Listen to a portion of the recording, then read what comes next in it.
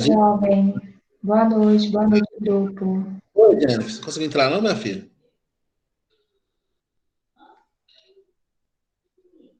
Então vamos lá. Então, esse primeiro, Osmico, pode continuar falando. E agora o segundo. Então, tem questão também de que foi tirado dele até a dignidade, né? Porque eu acho que mesmo diante da morte, a pessoa ela tem o direito de ter uma dignidade no seu fim. A pessoa, ela não tem dignidade, porque eu acho que a família inteira vai lembrar disso, vai ter uma cena que a família vai passar o resto da vida lembrando da falta de respeito que essa pessoa viveu. Já é um momento difícil para os familiares, porque né, depois que a pessoa morre, ela não vai lembrar nada, não vai saber plano espiritual. Mas a família, eles não tiveram uma gota de respeito e consideração. Porque você vê um familiar seu rodando pela internet, com guarda-sol, no momento em que é um momento de tristeza e pesar, isso não de respeito de todo mundo foi muito grande. É importante lembrar. Eu joguei nada. Nesse caso, eu fiquei chocada e pensei um pouco antes. Aonde realmente está a saúde do trabalhador para essa empresa? Será que eles sabiam que o paciente, o empregado, ele tinha alguma comorbidade? Sabia da situação deles? Eles faziam um atendimento, né, à saúde dos trabalhadores, seja em treinamentos, enfim, tem vários motivos, né, várias situações que podem abordar e o cuidado da saúde de cada um. Porque, por exemplo, se fosse uma empresa minha, eu saberia quem é, colocar assim, hipertenso, quem é diabético, quem é idoso. Teriam cuidados diferentes de acordo com a situação de cada um. Agora eu coloquei a coisa do hospital, mas o hospital está muito acima dele, professor. Fala, Osmir, não ouvi. Acho que só complementar o que eu estava falando, o valor da vida dele, eu acho que foi colocado de uma forma inferior ao lucro, ao que se tem ali, né, na empresa. É importante entender, quando eu coloco hospital, é uma coisa exagerada. Porque o comércio não tem problema de ficar 1 hora fechado, né? O comércio fecha à noite. O comércio fecha domingo, o supermercado fecha à noite. Qual o problema dele não vender por 1 hora até chegar a unidade de atendimento, retirar o corpo, com toda a dignidade da pessoa humana, né? Você sabe por que é pessoa humana, que tem a pessoa jurídica, né? Então, esse tipo de dignidade não foi respeitado. Agora, o segundo ponto de discussão, que eu quero ver com vocês, é esse caso. Desempregado há 5 meses, sem ter com quem deixar a filha, Alessandro leva a menina nas entregas. Boa sorte, Alessandro. A foto viraliza, entregador que trabalha com filha na garupa, recebe doações e é chamado de... Então, assim, ele... as novas relações de trabalho. Eu não sei se alguém aqui trabalha nesse tipo de coisa, de aplicativo, tem algum aluno aqui que trabalha com isso? O Osmi tinha feito um comentário lá sobre tipo de emprego, Osmi. Eu não lembro mais o que você falou. Eu conheço bastante gente que trabalha são empregadores. Eu acho que essas formas de trabalho, professor, elas estão se adaptando, na verdade, né? Formas precárias de trabalho existem desde que o mundo é mundo.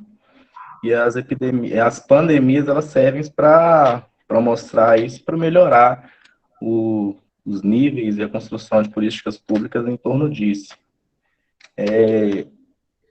Viralizam uma história dessa, porque é um homem e tal, mas isso aí é comum, mesmo antes da pandemia, de várias mulheres tendo que trabalhar, levando seus filhos para o trabalho e tal. Mas é uma situação bem precária. A gente tem visto como que tá. A gente fica no nosso mundinho, a gente não repara muito como que é a vida e como que é o trabalho das outras pessoas. Não para perceber que tem outras pessoas que não têm o mínimo de segurança, de biossegurança e de outras coisas que resguardem um trabalho seguro. Sabe? Eu fui criado literalmente como minha mãe trabalhando, literalmente sem nenhum tipo de proteção e sem nenhum tipo de nada. Ela era sacoleira, ela saía da cidade para outra e eu ia com ela depois de 30 dias de nascido já. Eu dormia no chão da praça lá, no pano da manta, durante um tempo. Então, eu acho que o trabalho ele sempre teve formas precárias de trabalho. Em pandemia ainda mais. Pandemia a gente consegue visualizar mais essas coisas, sabe? Visualizar, sei lá. Eu já vejo essa situação complicada, assim. Né? Assim, poxa, o cara é paizão, independente da situação, tá correndo atrás e trabalhando, enfim. Mas eu já vejo que eles estão romantizando mais essa situação precária, como o esposo me falou. Né? Por que a pessoa, assim, né? O empreendedor não vê um rapaz assim e vai lá e assina a carteira, dá todo o seguro para ele, tudo certinho. Dá uma dignidade de trabalho para ele. É um trabalho? É. Mas olha o risco para criança, exposição ao sol, acidente, N fatores. Eu já não gostaria de romantizar essa imagem, não. Não, Eu vejo mas complicado. é um pouco na contramão, né? Que eu falei. Um pouquinho na contramão. A gente entende que tem essas questões, entende que tem pai, que tem mãe na maioria. É bom evidenciar isso, que na maioria é mãe, e é bom evidenciar que durante essa pandemia a quantidade de mulheres na frente de homens em quantidade de questão de trabalho. Na maioria das vezes, essas mães, elas têm que levar, o pai tem que levar a criança para o trabalho. Então, a gente tem essa situação há muito tempo, e como eu falei, pandemia é ótima hora para se debater pautas sociais. E tem essa situação, é uma situação que já existe há muito tempo. O que a gente tem que fazer é não virar as costas, simplesmente é falar. Não tá, a publicação não romantiza, a publicação ela evidencia uma coisa que era silenciada há muito tempo. Ninguém iria tirar a foto da minha mãe comigo dormindo lá no chão da rua se não tivesse em um tempo que nada tinha importância. Mas agora, em plena pandemia, com a conjuntura política que a gente está, a conjuntura econômica totalmente desestabilizada, um cara fazendo algo que acontece há muito tempo já é tema de reviravolta. É importante debater. Eu acho que Não, eu assim. sei. Eu sei Maria de eu Fátima, sei que é uma situação que acontece, é um desafio. Eu falei que eu não gosto de ver essa situação, porque ninguém merece, entendeu? Você não merecia dormir no chão, sua mãe não merecia carregar você. Mulheres, que na grande maioria não merecem ficar sobrecarregadas, né? É complicado, é uma situação que todo mundo merecia ter o mesmo patamar. É isso. Agora, fora essa parte da criança, que isso sempre existiu, né? Eu sou um privilegiado, nunca tive que sair para trabalhar com meu pai nem com minha mãe, mas isso sempre existiu, isso eu tenho certeza. Lembra do caso do menino que caiu no 10º andar lá, né? Que morreu. É um caso mais forte, inclusive. Mas fica a discussão dessa nova modalidade de emprego, né? Esse rapaz, ele não é empregado do restaurante, ele não é empregado do restaurante, ele não é empregado do aplicativo, e ele não pode ser considerado um empresário, empreendedor, pelo amor de Deus, né? Ele é um trabalhador da ponta de lança, ele não é um empreendedor, ele é o chão de fábrica da alimentação. Então, essa nova metodologia de trabalho, tanto do Uber quanto de entregador de aplicativo e tantas outras modalidades de trabalho, hoje a gente tem que repensar para a gente começar a pensar nas novas formas de intervenção como enfermeiros do trabalho ou como enfermeiros da unidade que lidam com o trabalho diariamente. E isso não é fácil. Isso não é fácil. Agora, como nós vamos fazer isso? Né? O que eu posso tentar trazer para vocês são os instrumentos de trabalho da enfermagem que vão trazer para você uma visão diferente desse paciente trabalhador, né? E aí entender quais são os riscos que esse cara está submetido. Acho que vale a pena aqui, eu tinha que até mudado essa foto, porque essa foto ela é do chão de fábrica. E o chão de fábrica hoje está mais ampliado, né? Chão de fábrica, gente, é jargão, tá? É jargão mesmo. É jargão, é só o trabalhador. A gente usa muito esse termo, chão de fábrica. E aí, quando você começa a olhar essa figurinha, eu quero que vocês prestem bastante atenção no tanto de gambiarra que tem, né? Eu não sei se vocês chamam isso de gambiarra, como é que é o nome que se dá aqui em Minas, né? Mas, tipo, as partes que você vai agregando, arrumando, colocando um jeito, né? E aí, os vários processos de trabalho que podem dar risco à saúde, né? E aí, vamos pensar um pouquinho em história. Então, a coisa do trabalho muda muito com a Revolução Industrial. A gente tinha, já falei isso aqui antes, né? A gente tinha um trabalho artesanal, o cara fazia a cadeira, a mesa, já falei isso aqui. E a Revolução Industrial muda tudo isso, né? Entra-se o modelo de produção baseado na. Só resolvendo agora o grupo aqui, gente. Não deu certo. Grava a aula, por favor, tô gravando. Luiz. Não deu. As meninas não estão conseguindo entrar. Eu não sei. Deixa eu falar com elas. As meninas, sinceramente, eu não sei, porque como eu já aceitei vocês, vocês deveriam entrar de boa. Não faz sentido não entrar. Eu acredito que tem algum lugar já está essa aula ligada. Tenta puxar nesse quadradinho de lado do seu celular e entrar nele.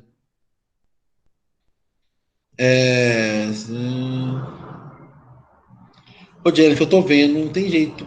Não sei, tá gravando, aí você vê. Desculpa aí, pessoal. Mas não tô conseguindo entrar na aula de novo. Beleza. E aí começa os primeiras histórias da saúde do trabalhador, né? Encontraram papiros egípcios já no Império Babilônio tratando da doença como mágico religioso. Os ambientes de trabalho começam a aparecer nos papiros de Seller II, que ele já trata do ambiente de trabalho e os riscos. A sátira dos ofícios do papiro de Anastasia V, insalubridade, periculosidade, penosidade da profissão. Isso 1800 anos de Cristo. Então esse cara ele já começou a falar disso.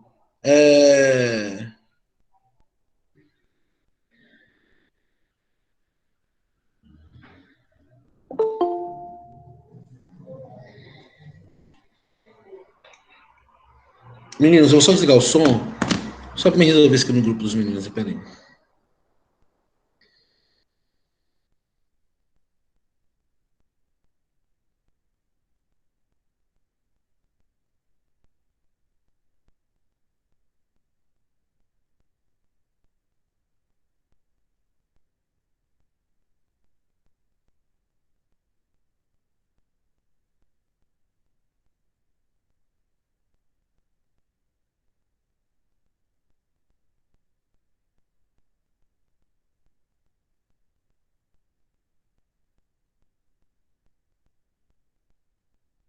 Beleza, pessoal, desculpa, eu tô tentando que as meninas entraram, não tô conseguindo entrar de novo, não sei o que tá acontecendo. Beleza, então vamos voltar para a aula. Então, o Código de Hammurabi, e aí é bem legal isso aqui, né? O Código de Hammurabi, 1700 a.C., ele trazia a relação de trabalho, família, propriedade e escravidão. A pena de morte, quando um arquiteto construiu uma casa e ela desmorone. Né? O Código de Hammurabi é aquela coisa, olho por olho, dente por dente. A sociedade grega romana, o trabalho não era visto como bons olhos, porque era de mão de obra escrava, né? Hipócrates começa a descrever as doenças de mineração, já falou isso, né? Do canário sentinela, mas não relatou o ambiente de trabalho. Lucrécio associou as doenças ao ambiente de trabalho. Eras e Colígia trata do seguro social.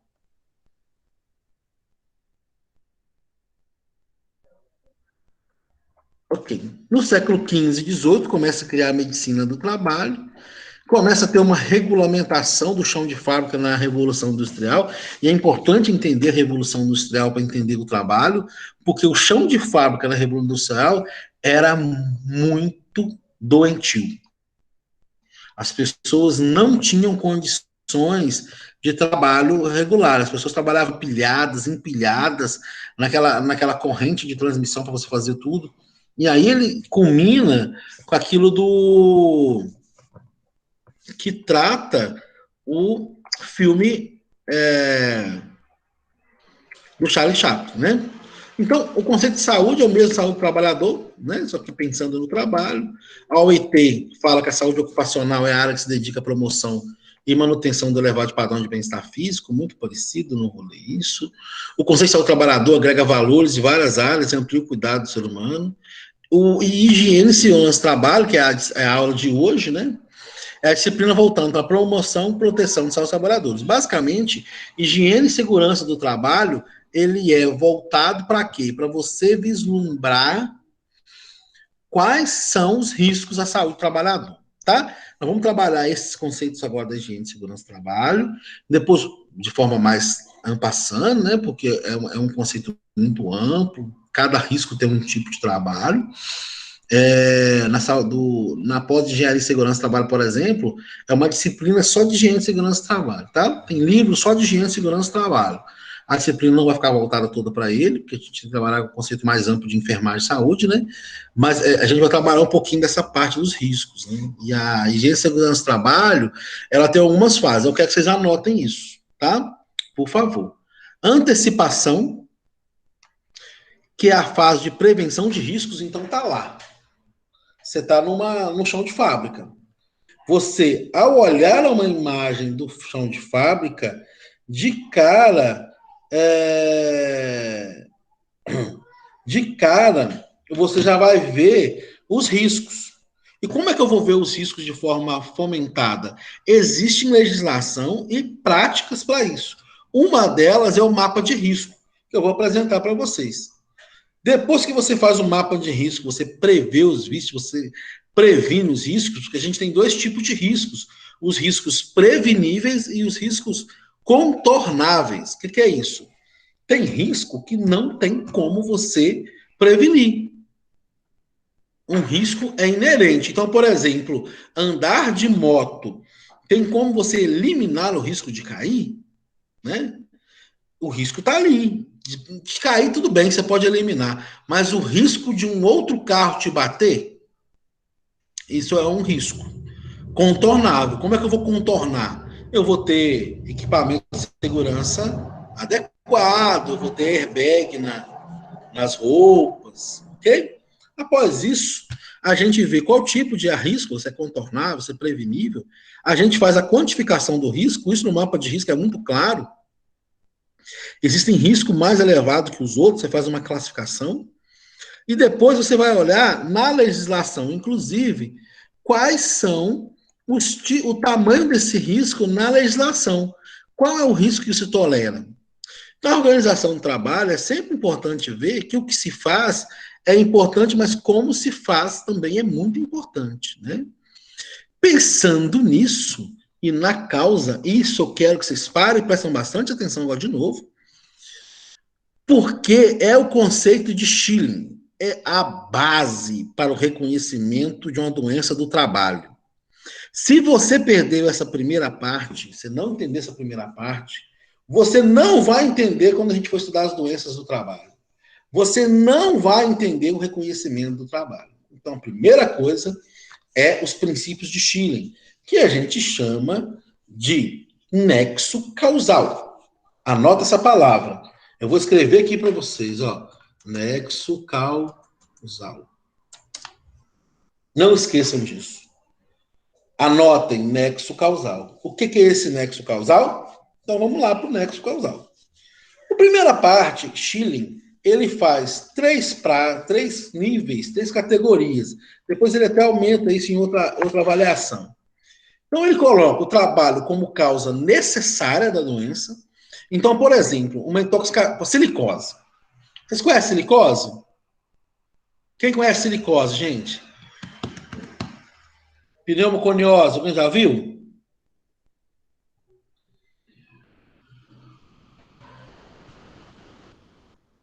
Conhece o quê, professor? Silicose. Não. É aquele Vamos lá. produto de Silicose. fábrica. Causa Tem a ver com pó de pedra, Mineração. Quem mineração tem trabalha demais. com ouro, quem É uma trabalha com doença que prata. dá no pulmão lá, que o pulmão dá uma É do travada. pulmão. É uma doença respiratória. As pneumoconioses, a gente vai ter uma aula só de pneumoconiose. Elas são várias. As pneumoconioses tem a do chumbo, tem a pneumoconiose do trabalhador do carvão, que é a PTC, tem a silicose, que é da sílica. Vocês já ouviram falar que a eternite traz câncer? Aqui, Sim, corrosivo. Então, mas não é morar debaixo da telha eternite que dá câncer. Isso é meio que uma lenda Aqui. urbana. Oi. meu filho falou que pneumocomiose dá quando a pessoa respira o pó do vulcão. Dizer que viu no YouTube. Dentro do pneu. A pneumoconiose, ela funciona assim, ó. Meu filho tá passando correndo aqui, gente. Isso é comédia demais. As pneumoconioses funcionam assim, ó. A silicose. A eternite, ela é feita de sílica. Vocês conhecem sílica? A sílica, ela é fruto do asbesto, que é feito da mineração. Então, para retirar o asbestos, para fazer a telha eternite, usa-se esse material. A explosão dele, o pó fininho, é o que vai trazer a silicose e talvez um câncer de pulmão. Então, não é você morar debaixo da telha, e sim respirar o pó. Um grande desastre que execrou isso, mostrou isso, foi na 11 de setembro. Você reparou que nos prédios da Torre Gêmeas, as pessoas ficavam tudo sujas de um pó branco?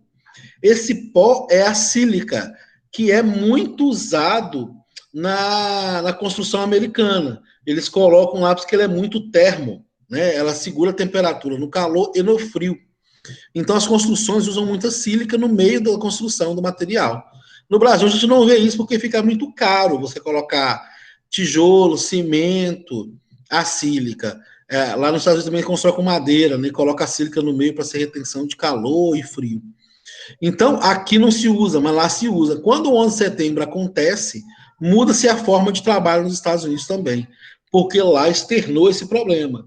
Muitos bombeiros voluntários, não os bombeiros que eram do serviço de bombeiros, porque eles estavam com máscara para isso.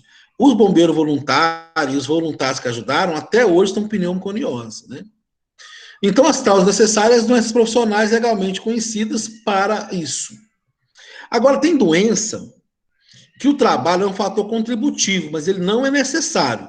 Então, por exemplo, uma doença coronariana e alguém que trabalha, um vírus, varizes de membros inferiores, alguém que trabalha o dia inteiro em pé. Quer dizer, a pessoa já teria varizes, mas o trabalho contribuiu, mas ele não é a causa. Outro é o distúrbio de um provocador de um distúrbio latente ou agravado. Então, por exemplo, o paciente é asmático vai trabalhar numa região que agrava o problema dele. Então, isso é contributivo. A partir dessas três causas, a gente tem uma quarta causa, que é o trabalho, ele não é responsável de maneira nenhuma por essa doença. Isso vai nos guiar de forma muito clara para estabelecer o nexo causal. Porque, por exemplo, a gente teve um pulmão de trabalhador do carvão há uns 3, 4 anos atrás. O paciente foi a óbito. Na hora que foi avaliar o pulmão, perguntou-se que ele trabalhava, descobriu que ele trabalhava na usina de carvão. O legista em Valadares resolveu abrir o corpo. Quando chegou o pulmão, estava pretinho de carvão. Tinha resquícios de carvão no pulmão dele. Ficou fácil, né? E pulmão no carvão, pulmão de carboneiro. Então, relacionou claramente o risco, né? O nexo causal. Né? Ô, Então, Luiz, a gente. Oi. eu presenciei uma época um trabalhador que foi fazer entrevista de emprego e tudo, e foi passar pelo médico do trabalho. Nisso, ele ocultou que já tinha tido pneumonia. Ok, né? Passou-se um tempo, ele passou mal. Ele trabalhava na linha férrea, né? E quando nós fomos olhar, ele já tinha sido internado e tudo, a gente foi pegar uma radiografia do pulmão dele, estava lá a cicatriz.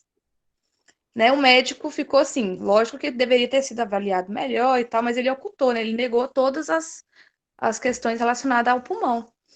E aí ele foi mandado embora, né, por justa causa, por omissão da patologia que ele teve, porque pneumonia, e no caso de ficar perto do minério, ia complicar mais ainda.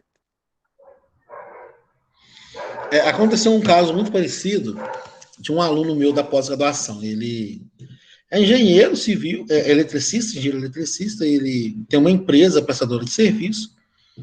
E aí eu fiquei muito curioso com ele, eu falei assim, cara, eu fico tentando entender, você está bem estabelecido, você tem uma empresa grande, por que você está fazendo engenharia de segurança do trabalho? Não vejo motivo. Ele falou, Luiz, é só o seguinte, eu tenho uma empresa e eu contratei há pouquíssimo tempo um cara com câncer, e o médico do trabalho não viu no exame, não perguntou nada para o cara.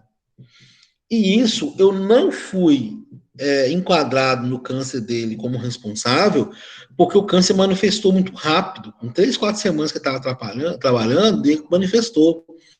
E como eu trabalho com rede de alta tensão, o juiz poderia ter relacionado a minha empresa à culpa. Então a gente começa a entender como o serviço de saúde e segurança do trabalho no Brasil é só para cumprir a legislação.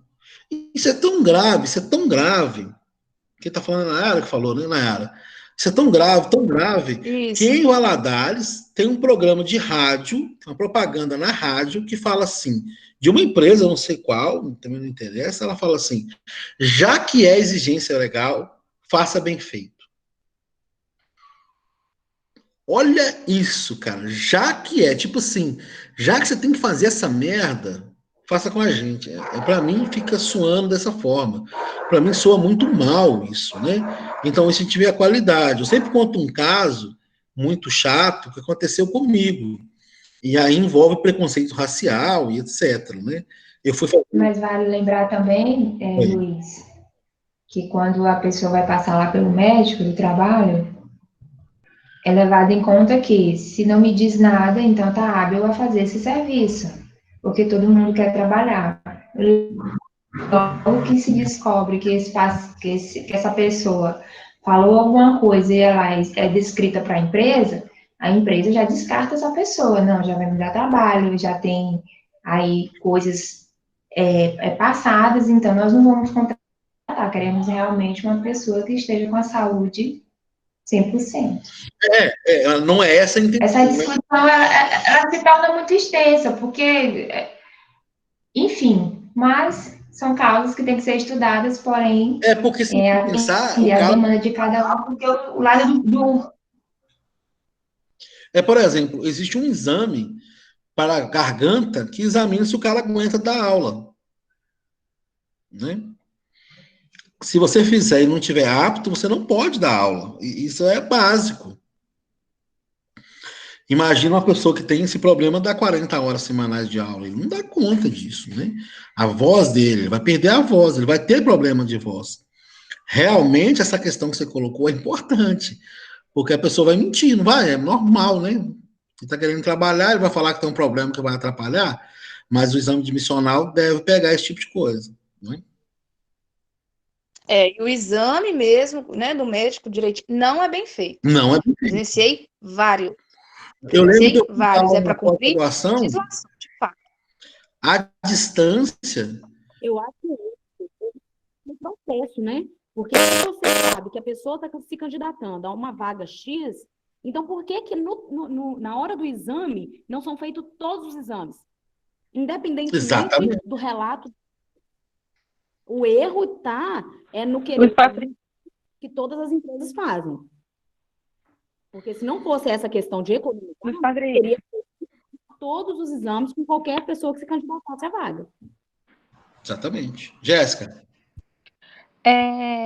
Tem, tipo assim, alguém que estipula qual exame que deve ser feito em determinado tipo de função?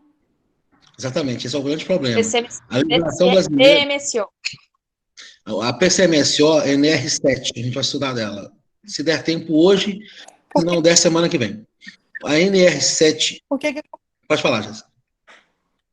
O que que acontece? Eu me lembro que quando eu entrei no hospital, eu não fiz exame nenhum. E eu saí há pouco tempo, também não fiz exame algum.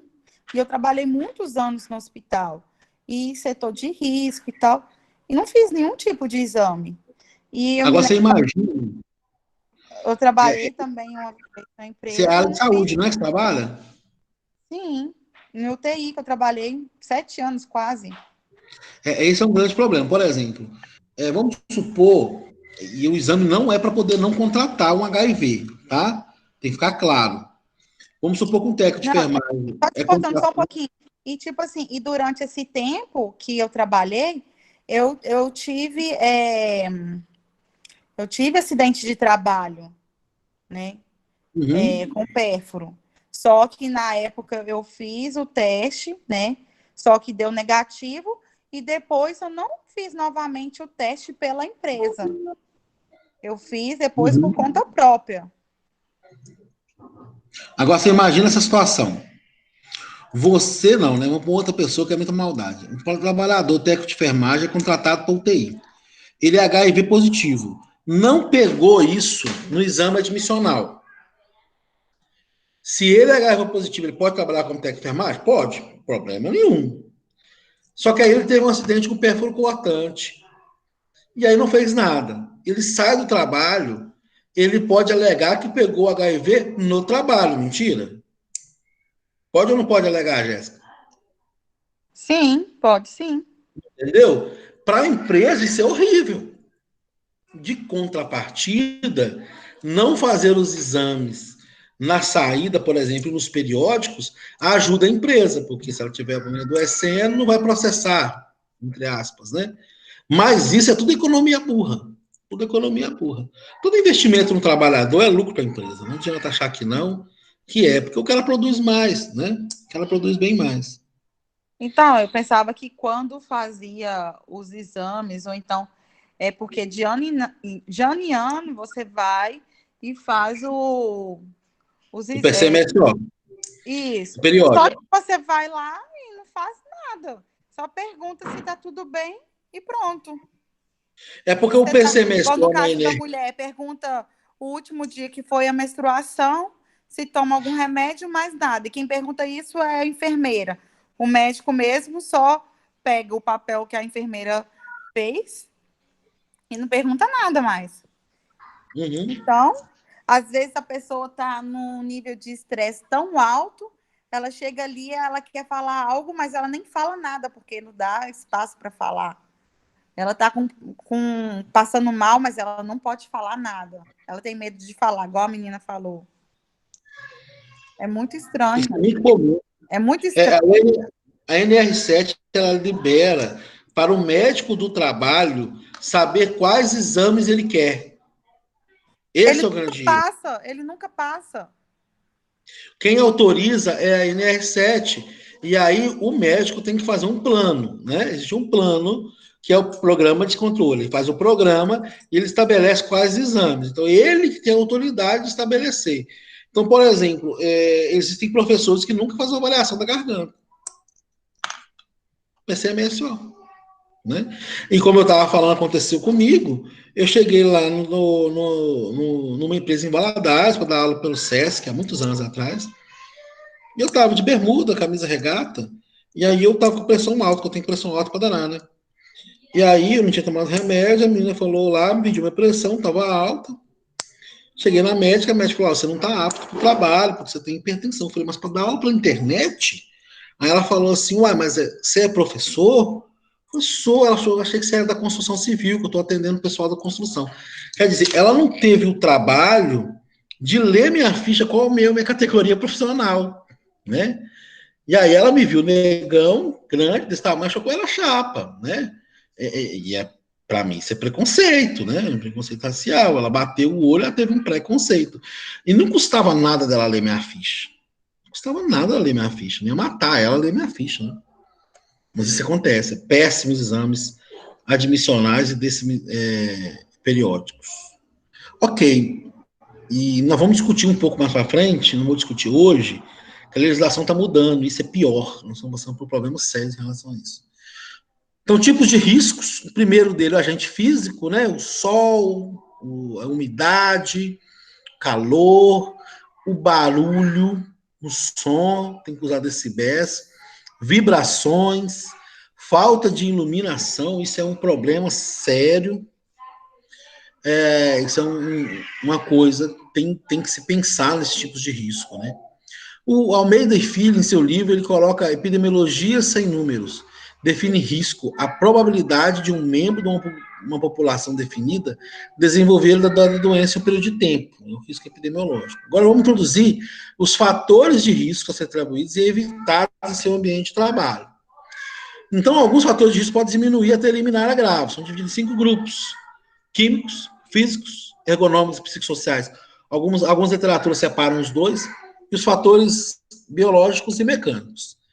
Físicos, a gente tem ruído, vibração, radiação ionizante, não ionizante, temperaturas extremas, pressão atmosférica normal, isso aqui é anormal. Nós temos uma ANR, uma norma regulamentadora, que trata só de trabalho sob pressão atmosférica, mergulhadores, principalmente, tá? Existem outros trabalhos também que tem mais de uma ATM de pressão, mas é outra lógica, também tem muitas coisas.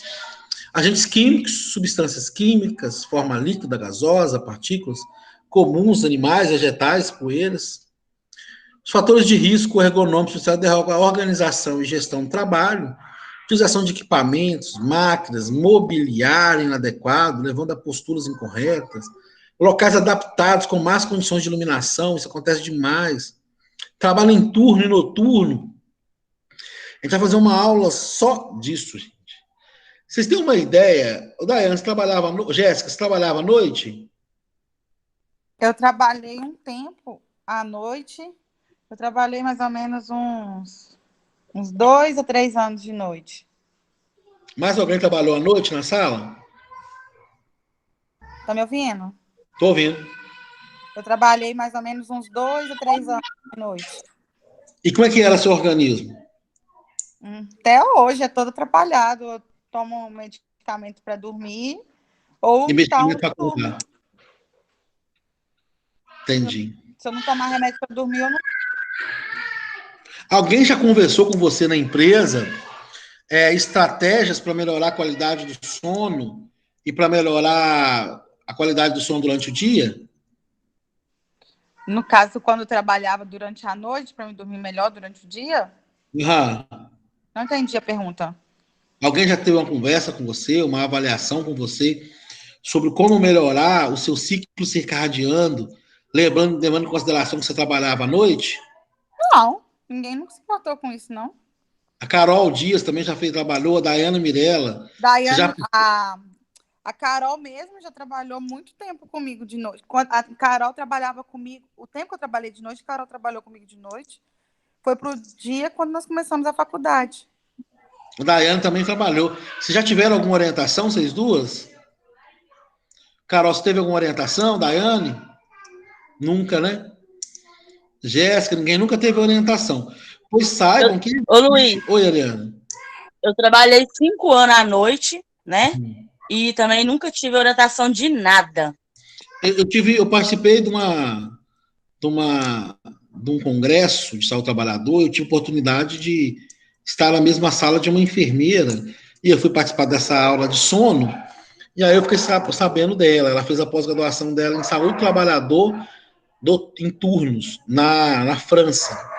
A empresa dela é especializada nisso, e aí a gente discutiu muito, a gente conversou muito sobre o universo do trabalho em turnos, e ela discutindo sobre como são as estratégias para o sono. Então, por exemplo, um trabalhador em turno, ele tem que saber a alimentação dele. Então, por exemplo, se o seu turno acaba às 6 da manhã, você vai chegar em casa, você não vai tomar nenhum tipo de energético, não vai tomar café, não vai tomar chá com cafeína, não vai tomar nada que aumente sua energia. Pelo contrário, que aumente sua vigília. Outra coisa que eles orientam, a gente vai ter uma aula disso, é o sol. Então, por exemplo, naquele dia que você não trabalha à noite, é importante que você durma em local tranquilo, arejado e sem luz, Quando você chegar na tarde, você vai sair, vai dar uma volta, tomar bastante sol, porque isso regula seu sistema hormonal. Outra coisa que ela explica é higiene do sono. Então, no dia que você vai dormir em casa, que não vai dormir no plantão, você tem que ter uma higiene de sono muito adequada. Então, por exemplo, ela explica que cama é feita para dormir e para fazer sexo. Não é feito para comer, alimentação, não é feito para ver filme, não é feito para ver Netflix, não é feito para ler livro, não é feito para bater papo. Você vai fazer tudo isso na sala. E aí você vai migrar quando tiver com sono para a cama. Porque diz ela que isso atrapalha todo o seu ciclo circadiano. E eu não sei se aconteceu isso com vocês, eu não tenho mais televisão no quarto, tive muitos anos. Por causa disso mesmo eu retirei. E aí você não programa a televisão, e aí eu já acordei de manhã sonhando que eu estava em algum lugar, numa tribo. E aí quando eu olhei, estava passando na televisão alguma coisa com indígena. Quer dizer, o sono começa a se misturar à realidade que está na televisão. Então, até porque o cérebro descansa, mas o cérebro fica ouvindo. Fica ouvindo. E aí isso atrapalha demais a qualidade do seu sono.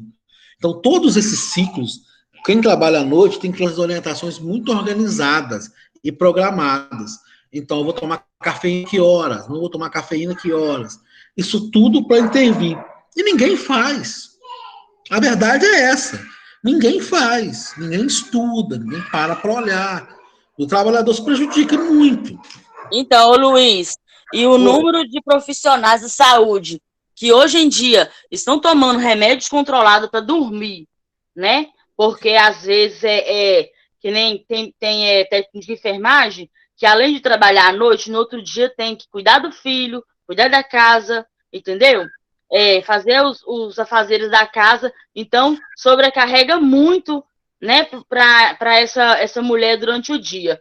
Então, o número de profissionais que estão afastados, né, devido a tomar muito remédio controlado para dormir, né, o número de funcionários de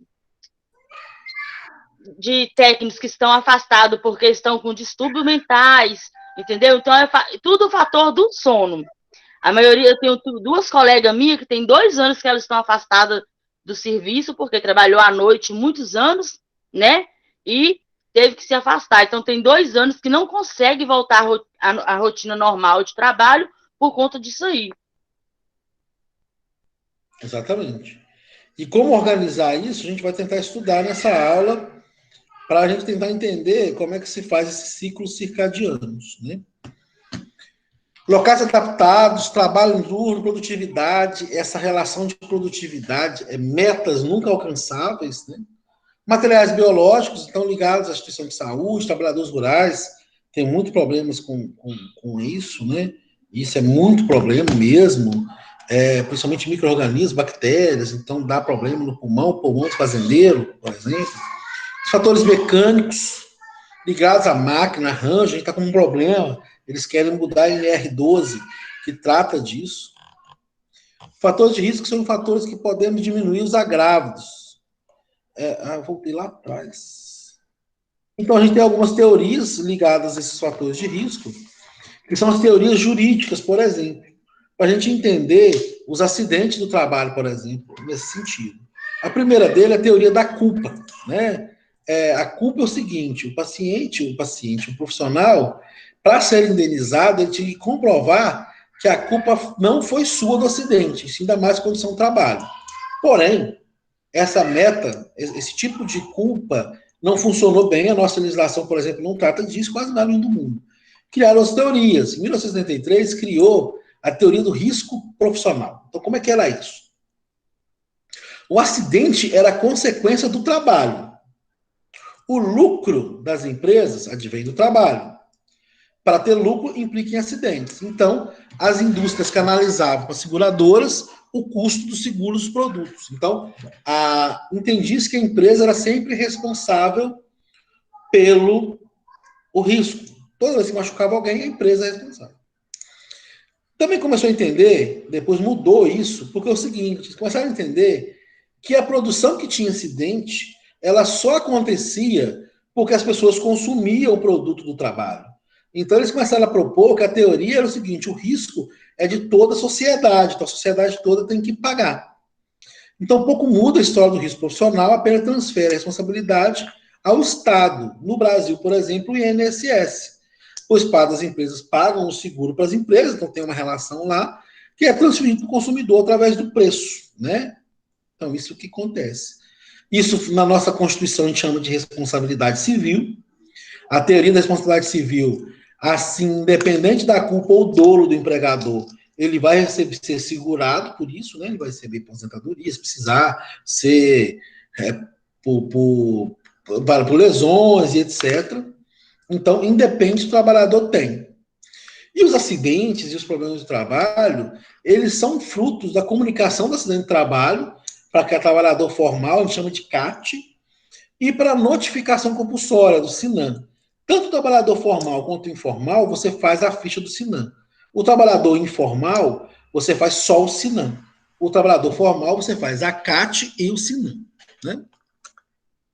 A comunicação do acidente de trabalho, a CAT, ela é de 1967, ela abrange todas as doenças ocupacionais e os acidentes de trabalho.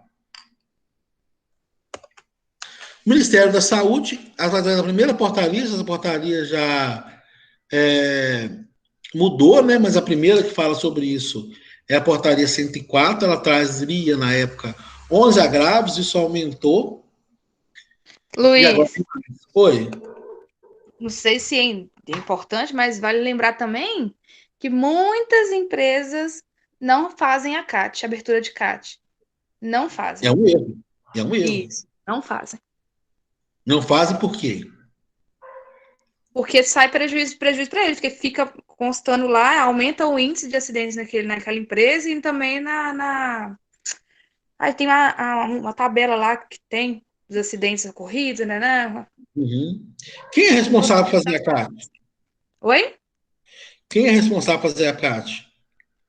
Pode ser feito por qualquer pessoa capacitada, Exatamente. mas tem que ter assinatura do médico. E tem que ter o sindicato também responsável também. Isso. Então aí, olha que legal, você pode fazer sua CAT. Fazer a comunicação, né? Então isso é uma cadeia de culpa. A culpa não é só da empresa. O profissional pode procurar o sindicato fazer a CAT, né? Ele pode procurar a unidade básica de saúde e a unidade preencher a CAT, não tem problema nenhum. Alguém postou aí o ciclo circadiano, né, gente? Bacana. Vigília, sono profundo. Aí aqui a gente vai estudar no nosso ciclo o ciclo de sono, né? NREM, sono REM. Né? Então acontece tudo isso para a gente estudar que o sono, eu confundo os dois nomes. Um sono mais profundo, e uma das coisas que atrapalha muito o café, tem gente que fala assim, eu tomo café e durmo normalmente. Mas já é comprovado que o café, a cafeína, a Coca-Cola, ela não interfere no sono. Você pode dormir normalmente, algumas pessoas não dormem, mas ela vai interferir na qualidade desse sono, ok? A notificação compulsória, gente, do SINAM, a gente tem o trabalho fatal, com mutilação e o acidente de trabalho grave, todos esses é uma ficha só. A gente tem o acidente de trabalho com criança e adolescente, qualquer acidente com criança e adolescente, mesmo que não seja grave, com mutilação ou fatal, a gente vai notificar. O acidente do trabalho com uma exposição material biológico também a gente vai notificar. Normalmente, esse profissional de saúde que notifica, né? Distúrbio osteomuscular relacionado ao trabalho, pessoal. Vocês sabem o que é isso? Antigamente a gente falava em LER, né? Ainda existe LER, LER-DORT.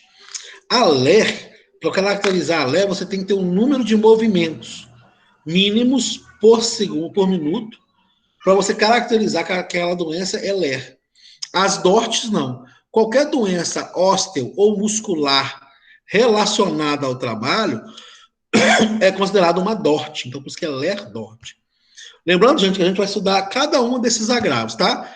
A gente vai ter uma aula de trabalho grave, fatal, com mutilação, criança, adolescente. A gente vai ter uma aula só de dermatoses ocupacionais, não vamos falar da lavadeira, não vamos falar do pedreiro. Nós vamos ter uma aula só de DORT, eu vou ver se eu trago um convidado para falar com vocês. Vamos trabalhar só com pneumoconiose, uma aula que eu gosto muito de falar dela. A gente vai trabalhar com perda auditiva induzida por ruído.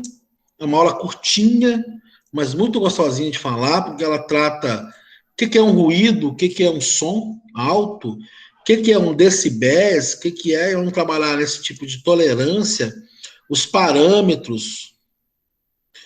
Acho que na educação, Osmi, eu acho que tem mais Dort do que ler, não? O quadro, né? O cara escreve muito por minuto, verdade, pode ser ler. A gente vai trabalhar com transtornos mentais relacionados ao trabalho.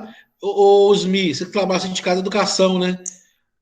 Na educação, eu acho que tem mais transtorno relacionado a mentais ao trabalho do que ler, viu?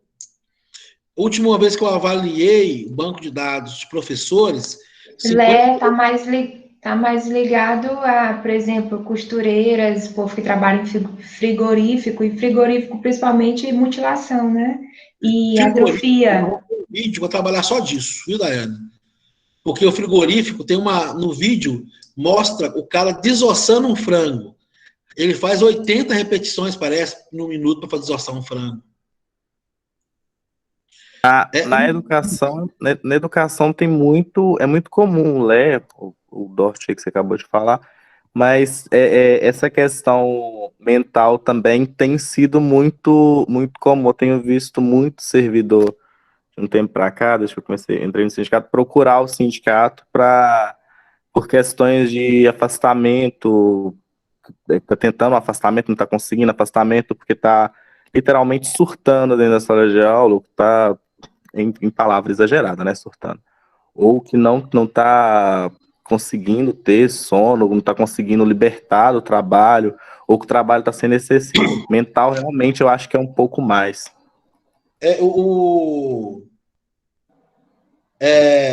O mais engraçado das doenças mentais relacionadas ao trabalho é o seguinte: existe uma diferença, a gente vai ter uma aula bacana disso, uma aula que eu gosto muito dela, eu falando bem da minha própria aula, né? Isso é incrível. Mas é porque é uma aula que eu gosto de falar sobre ela. Beiju é a minha paixão. Existe uma diferença entre depressão e a doença relacionada ao trabalho que traz sintomas parecidos. Existe uma diferença delas. E muitas vezes, esqueci o nome da doença, olha como é que pode. Muitas vezes o médico coloca a pessoa como depressão, e na verdade não é depressão, né? É uma outra doença mental relacionada ao trabalho. Deixa eu pesquisar o nome dela aqui que eu vou conseguir saber, peraí. É no Labu, não sei o que lá, Labunô? Labunê? Burnout. Acho que é um trem assim. Burnout. Burnou? Muito Burnei, sei lá. Você me ajudou demais. É o burnout. Burnout é o nome errado. O pessoal fala muito burnout, mas é burnout. O burnout, as pessoas, no lugar do médico diagnosticar burnout, ele diagnostica depressão. E eu conheci um caso concreto disso. Uma professora de nível superior, ela era vice-diretora, vice-reitora, e ela conta para mim que escola particular, faculdade particular, tem muito disso, os alunos reclamar, né?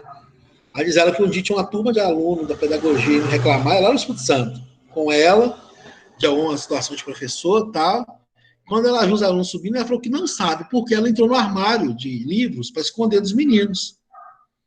E aí o reitor chegou e encontrou com ela saindo do armário. Falei, o que está acontecendo? Tem um trem errado.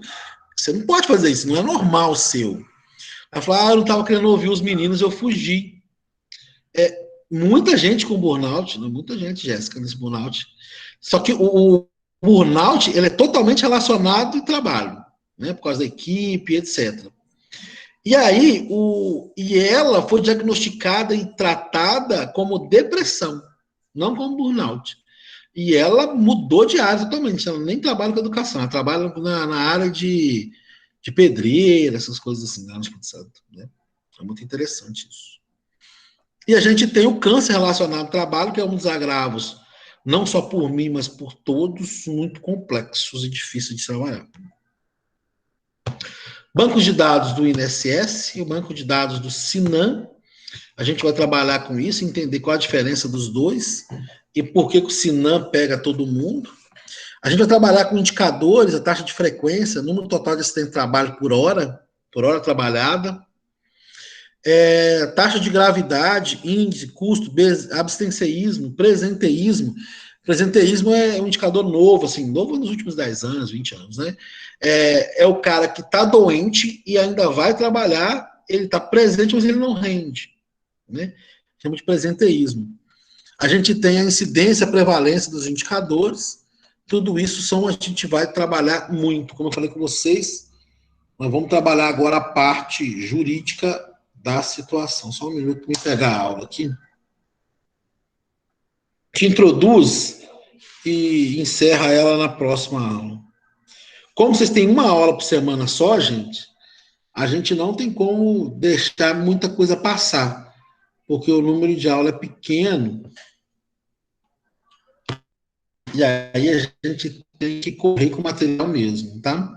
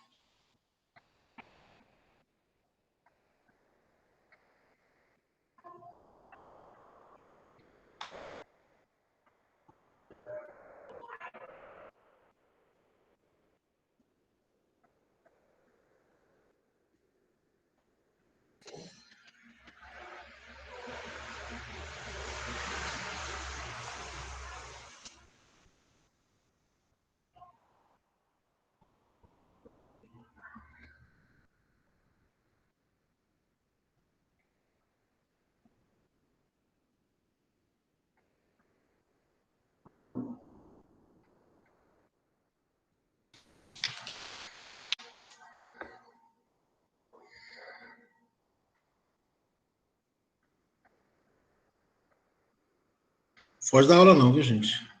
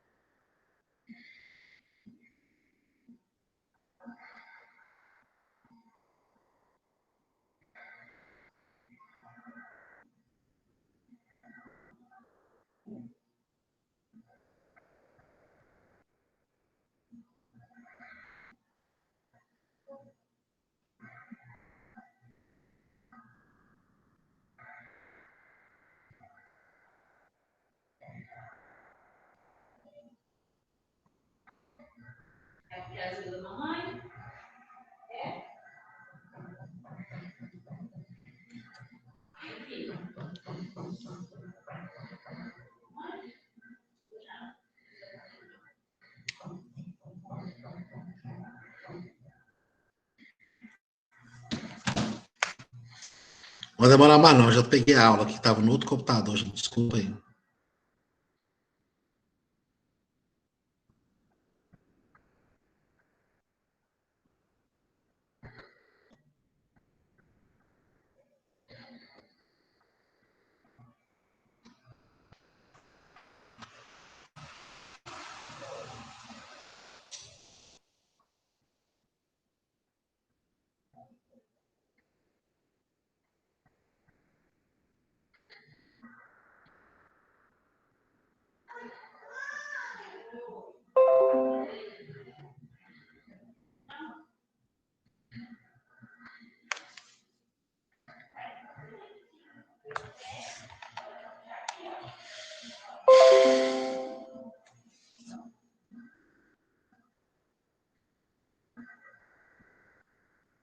Mas Tauane, você já ia sair, eu vou te matar. Tiago Manuel só riu, né? Samba, você não vai não, hein? Pelo amor de Deus, não me decepciona não.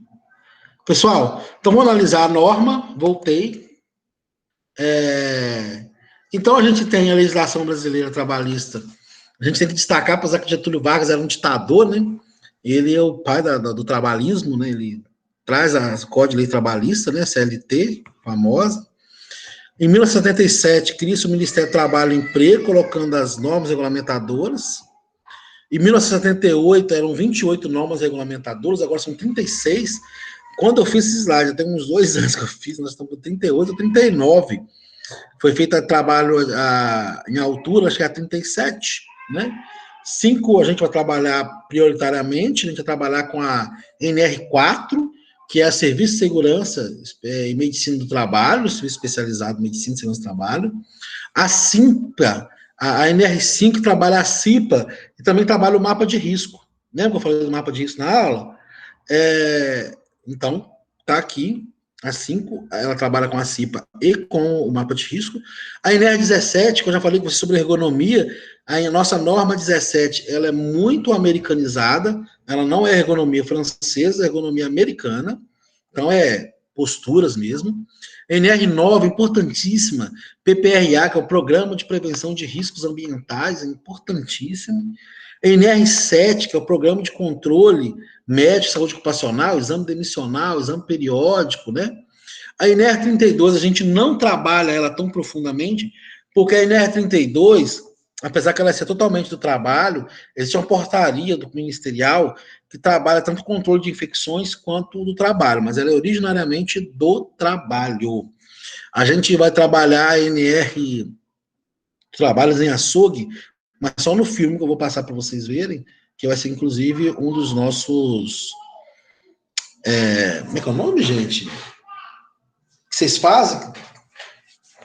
Atividades orientadas, como é que é o nome? Eu esqueci. Alguém lembra para mim? Um AECO. Tá? Então, a NR4 é a Engenharia e Segurança do Trabalho, os profissionais envolvidos, né? Existe um risco maior para o menor.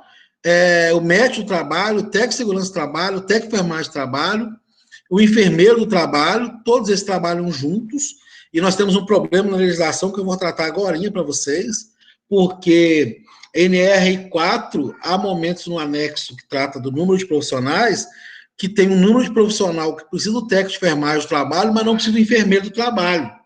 Isso é um erro da legislação. Você não pode trabalhar o técnico de enfermagem sem o enfermeiro supervisando, funcionando, né? E aí o Corém, eu cobrei muito o Corém disso, mandei carta, e-mail, e ele me respondeu que a orientação é que a empresa não precisa contratar um enfermeiro do trabalho, mas precisa contratar um enfermeiro. Mas eu falei com o Corém, mas se vocês não fiscalizarem isso, nunca vai acontecer, né?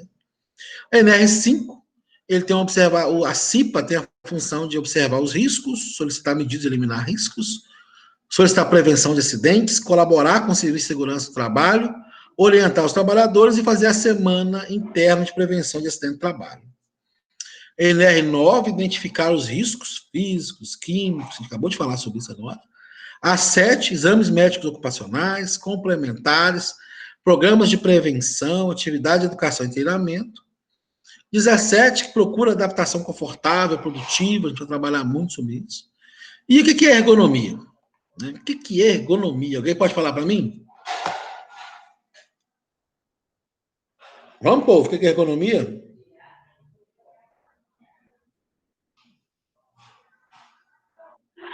Uai, cara, o nosso conceito, igual você comentou, o nosso conceito é mais americanizado, porque ele está mais relacionado à questão de conforto e máquina, né? Conforto e desenvolver algum tipo de tarefa voltado à posição, a postura, está relacionada a isso. Isso. Ergo é trabalho, nomia é norma. Ergonomia é normas do trabalho. No conceito da nossa norma, da NR 17, como é que funciona a ergonomia? Na NR 17, ela trata simplesmente de posturas, né?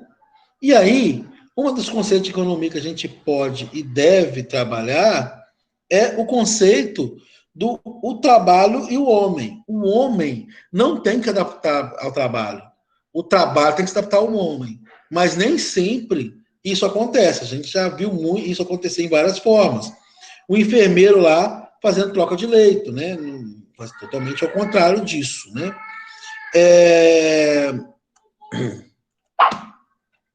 Vou fazer esse barulhinho chato.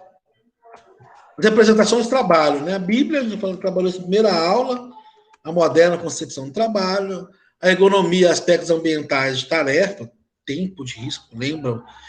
Transportes e materiais, aplicação de tarefas, ferramentas. Em termos de evolução da tarefa, né? A mão, a ferramenta, na instrumentalização, a mecanização, a ferramenta, a máquina, e hoje está na mecanização, né? Então muda totalmente a visão do trabalho. Deixa eu acabar de passar isso aqui.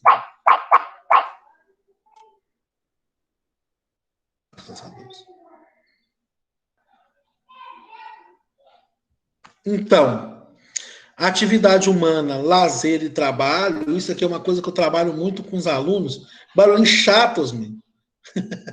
Pulei ele, não tá aguentando mais. Atividade humana, lazer e trabalho. Eu queria falar com vocês sobre isso.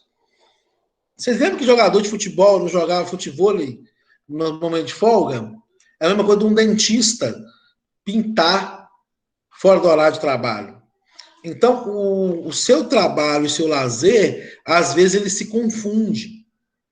E isso é um problema, porque os mesmos músculos, os mesmos cansaços físicos, mentais, os mesmos riscos estão sendo implementados no lazer e no trabalho. Então, isso a gente tem que começar a repensar.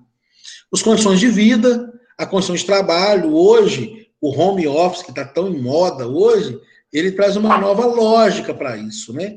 Porque se antes a gente pode pensar no trânsito, o home office tira o trânsito das pessoas, né? Tira um tempo das pessoas.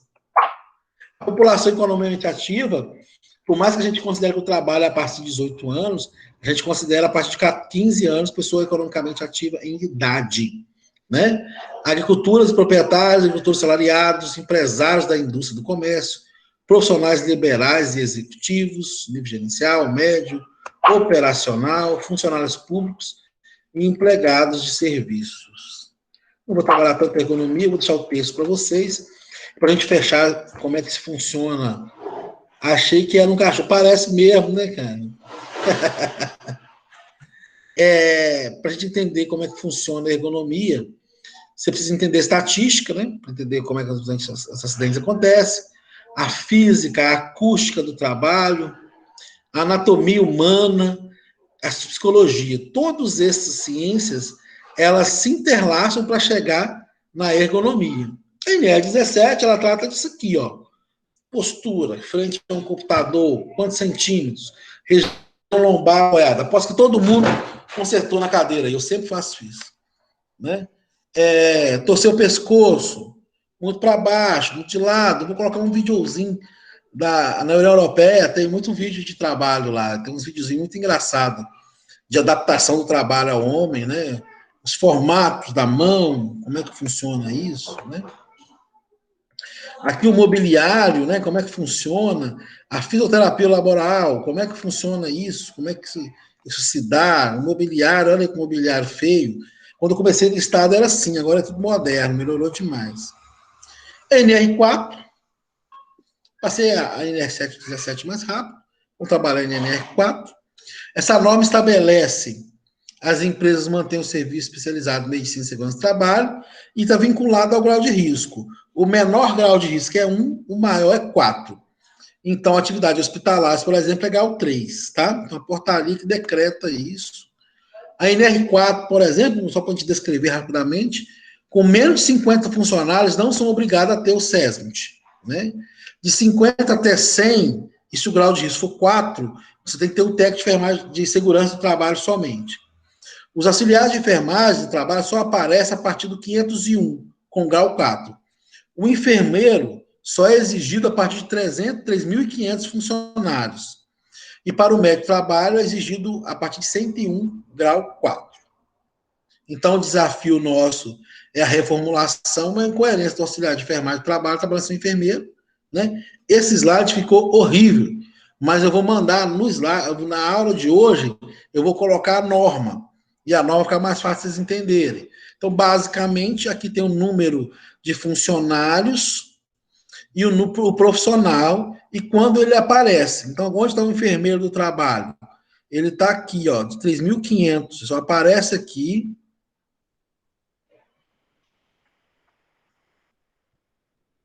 Só aparece a partir de 3.500 funcionários, tá?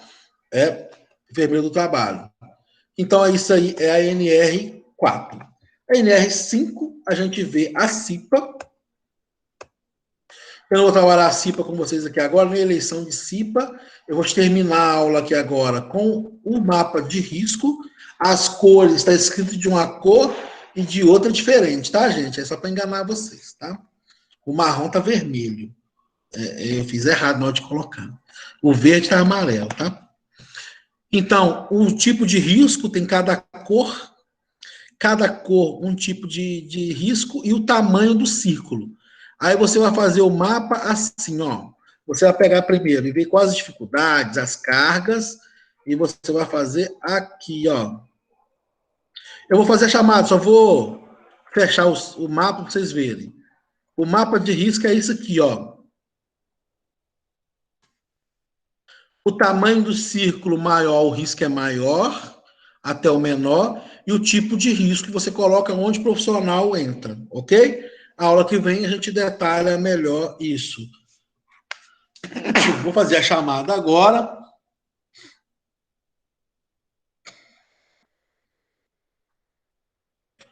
A gente tem problema de pessoas que não entraram, então vou fazer um tipo de chamada que entra pessoas que entraram pouco também e ficam. Vamos ver se vai dar certo.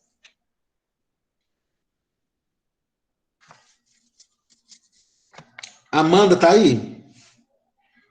Ariane, Carol, Dayana. Só se não aparecer seu nome, vocês falam. Diene, Eberson e Evanilda. Jéssica, Josilane, Joyce, Lúcia, Maria de Fátima, Marta, Natália Badaró, Natália Godinho, Nayara Diniz. Osmi, saiu, mas voltou. Raíssa Oliveira, Sâmara Beatriz. Tauana, Tiago Manuel, Valéria Coelho, isso mesmo? Valerie, Jéssica Guiar, só. Tá faltando alguém?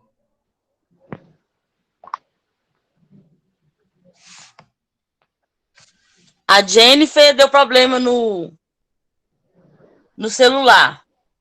O Herberson Pereira, eu acho que ele está tentando falar. Não, tô aqui. Ah. E seu nome foi? Falou meu nome, professor. Falou? Beleza. Mais alguém faltando? Valeu. Beleza. Então tá aqui salva a lista de presença de hoje. Tão legal fazer chamada assim, né? Eu tô aqui, hein, Ariana? Eu falei seu nome. Ah, tá.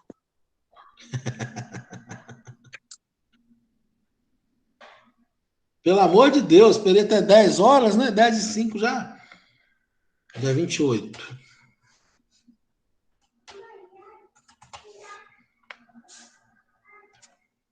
Tá salvo, povo.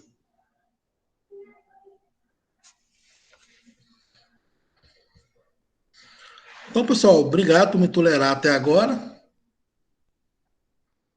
Hoje é 20, hein? Hoje é 20? É. 28. Eu coloquei 28. 28. Eu coloquei 28 do 8. Gente, é o horário, a gente tá ficando doido. Valeu, professor. Boa noite aí, cara. Mas tô ouvindo aí.